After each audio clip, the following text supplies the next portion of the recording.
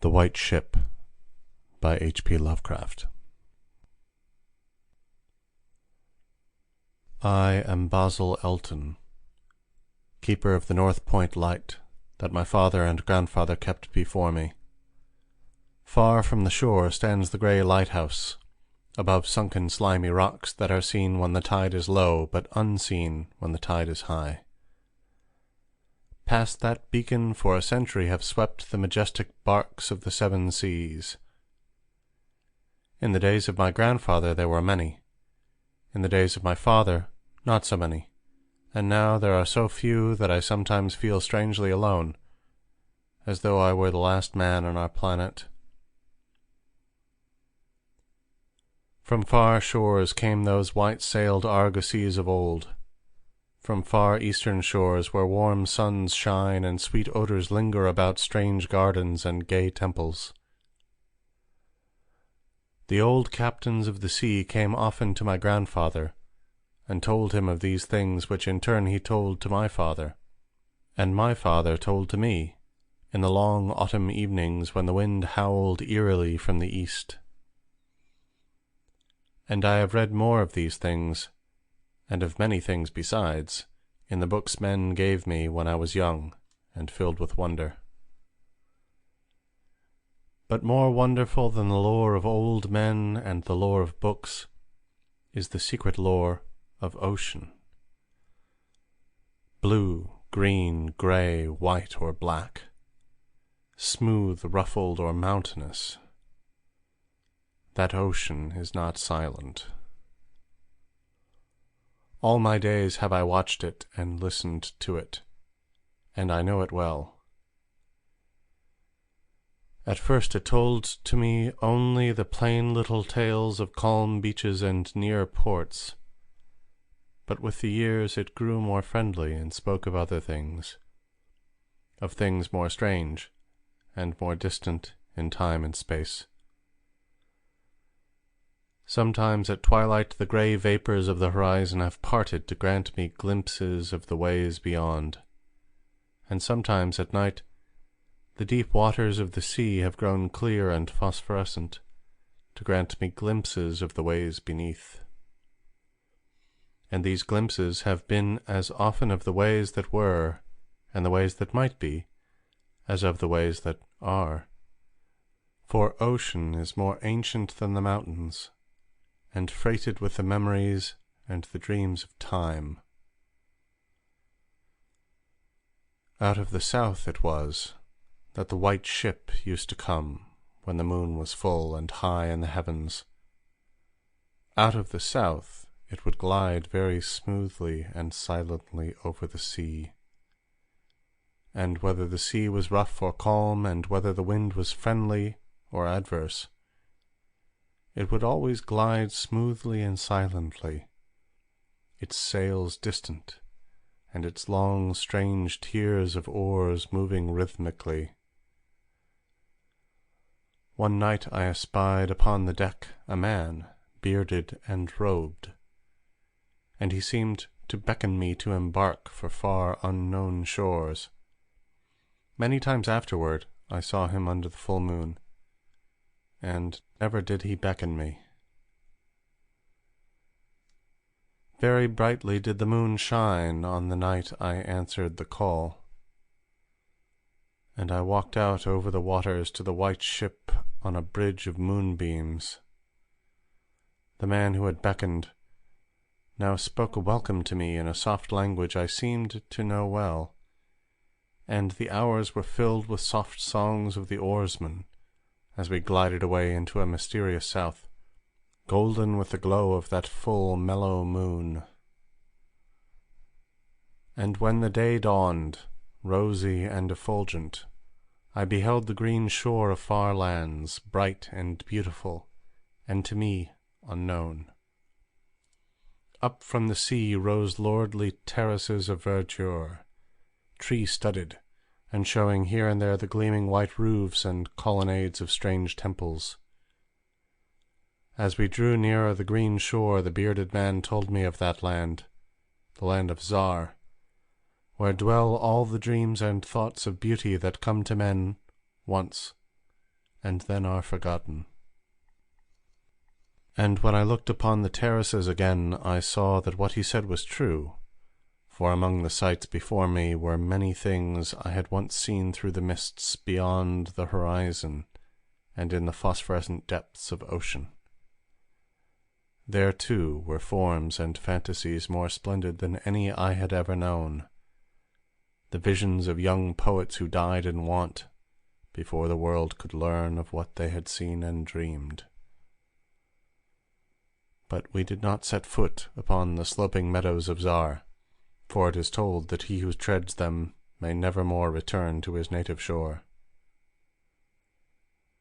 As the white ship sailed silently away from the templed terraces of Zar, we beheld on the distant horizon ahead the spires of a mighty city, and the bearded man said to me, "This is Thalarion, the city of 1,000 wonders, wherein reside all those mysteries that man has striven in vain to fathom."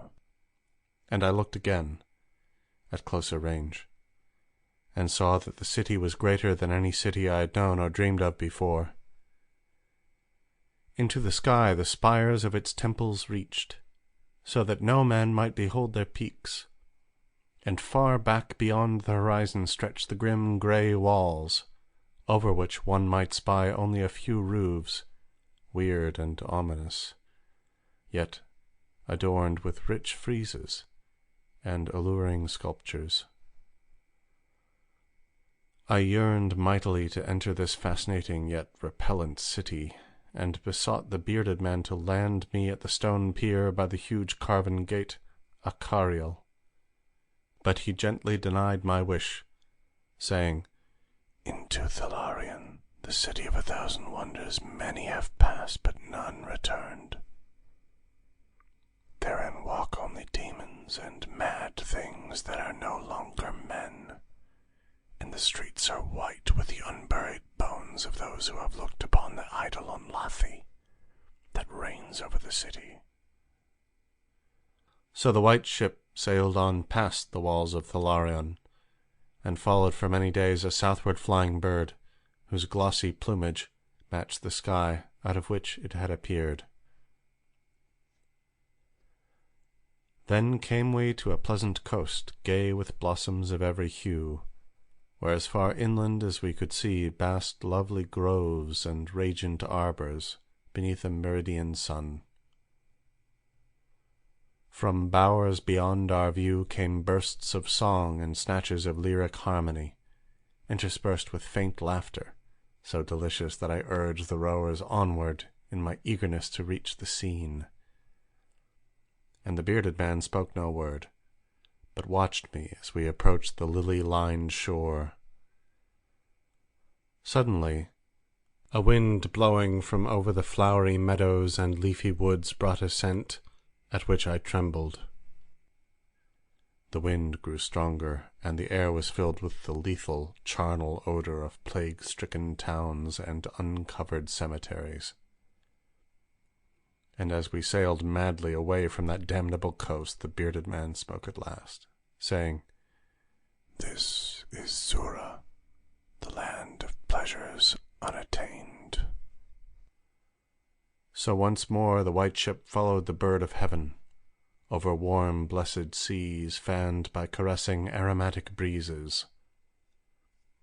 Day after day and night after night did we sail, and when the moon was full we would listen to soft songs of the oarsmen, sweet as on that distant night when we sailed away from my far native land. And it was by moonlight that we anchored at last, in the harbour of Sona Nyl, which is guarded by twin headlands of crystal that rise from the sea and meet in a resplendent arch. This is the land of fancy, and we walked to the verdant shore upon a golden bridge of moonbeams. In the land of Sona Nyl there is neither time nor space, neither suffering nor death, and there I dwelt for many eons. Green are the groves and pastures, bright and fragrant the flowers, blue and musical the streams, clear and cool the fountains, and stately and gorgeous the temples, castles, and cities of Sonanil. Of that land there is no bound, for beyond each vista of beauty rises another more beautiful. Over the countryside and amidst the splendor of cities can move at will the happy folk, of whom all are gifted with unmarred grace and unalloyed happiness. For the eons I dwelt there, I wandered blissfully through gardens where quaint pagodas peep from pleasing clumps of bushes, and where the white walks are bordered with delicate blossoms. I climbed gentle hills from whose summits I could see entrancing panoramas of loveliness, with steepled towns nestling in verdant valleys, and with the golden domes of gigantic cities glittering on the infinitely distant horizon. And I viewed by moonlight the sparkling sea, the crystal headlands, and the placid harbour, wherein lay anchored the white ship. It was against the full moon one night in the immemorial year of Tharp that I saw outlined the beckoning form of the celestial bird, and felt the first stirrings of unrest. Then I spoke with the bearded man, and told him of my new yearnings to depart for remote Cathuria, which no man hath seen, but which all believe to lie beyond the basalt pillars of the west. It is the land of hope, and in it shine the perfect ideals of all that we know elsewhere, or at least so men relate. But the bearded man said to me, "Beware of those perilous seas wherein men say Cathuria lies. In Sonanil there is no pain or death, but who can tell what lies beyond the basalt pillars of the west?" Nevertheless, at the next full moon I boarded the white ship, and with the reluctant bearded man left the happy harbour for untravelled seas. And the bird of heaven flew before, and led us toward the basalt pillars of the west. But this time the oarsmen sang no soft songs under the full moon. In my mind I would often picture the unknown land of Cathuria with its splendid groves and palaces, and would wonder what new delights there awaited me. Cathuria, I would say to myself, is the abode of gods and the land of unnumbered cities of gold. Its forests are of aloe and sandalwood, even as the fragrant groves of Camorin, and among the trees flutter gay birds sweet with song. On the green and flowery mountains of Cathuria stand temples of pink marble, rich with carven and painted glories, and having in their courtyards cool fountains of silver, where purr with ravishing music the scented waters that come from the grotto-born river Narg. And the cities of Cathuria are cinctured with golden walls, and their pavements also are of gold. In the gardens of these cities are strange orchids, and perfumed lakes whose beds are of coral and amber.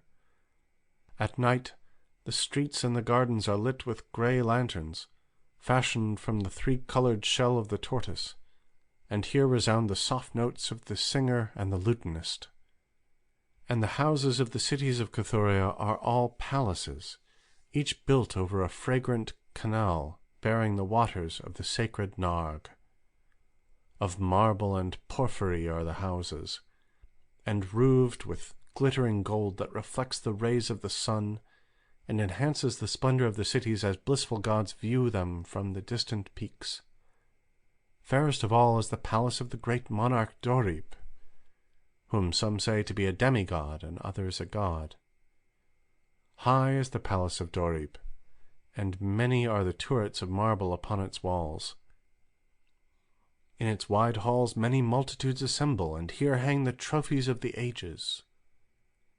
And the roof is of pure gold, set upon tall pillars of ruby and azure, and having such carven figures of gods and heroes that he who looks up to those heights seems to gaze upon the living Olympus, and the floor of the palace is of glass, under which flow the cunningly lighted waters of the Narg, gay with gaudy fish not known beyond the bounds of lovely Cathuria.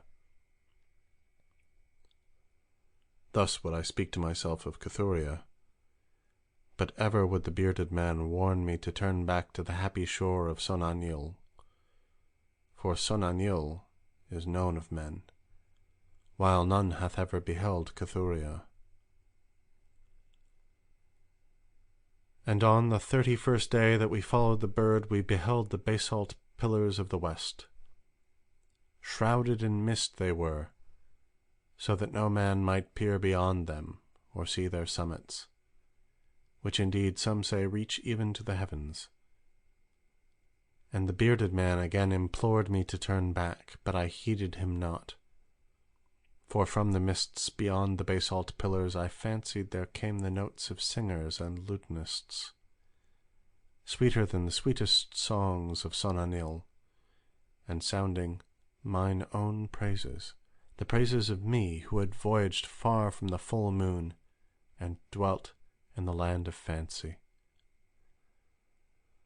So to the sound of melody the white ship sailed into the mist betwixt the basalt pillars of the west, and when the music ceased, and the mist lifted, we beheld not the land of Cathuria, but a swift-rushing, restless sea, over which our helpless bark was borne toward some unknown goal.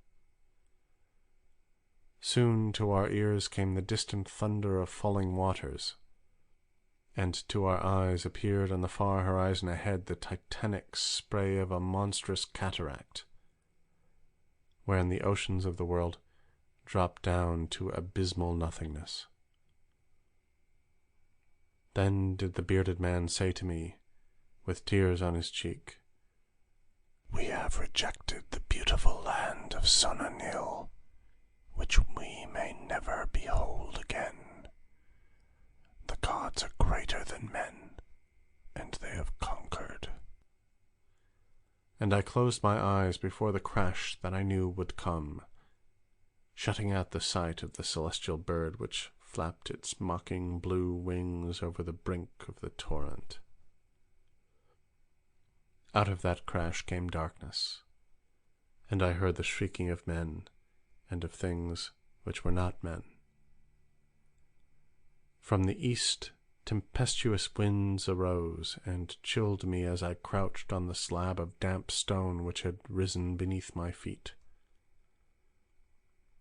Then, as I heard another crash, I opened my eyes, and beheld myself upon the platform of that lighthouse whence I had sailed so many eons ago.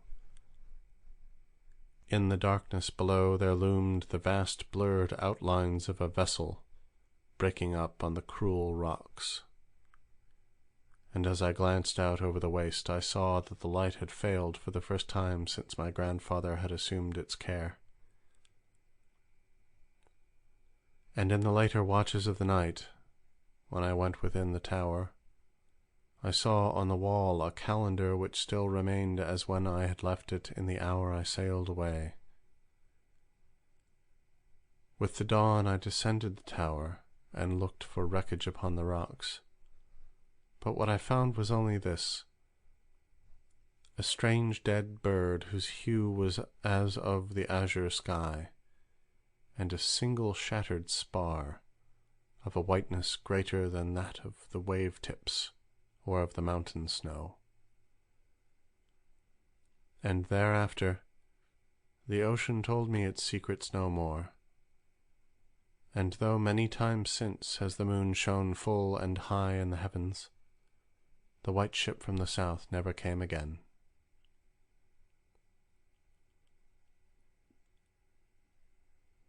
End The White Ship by H.P. Lovecraft.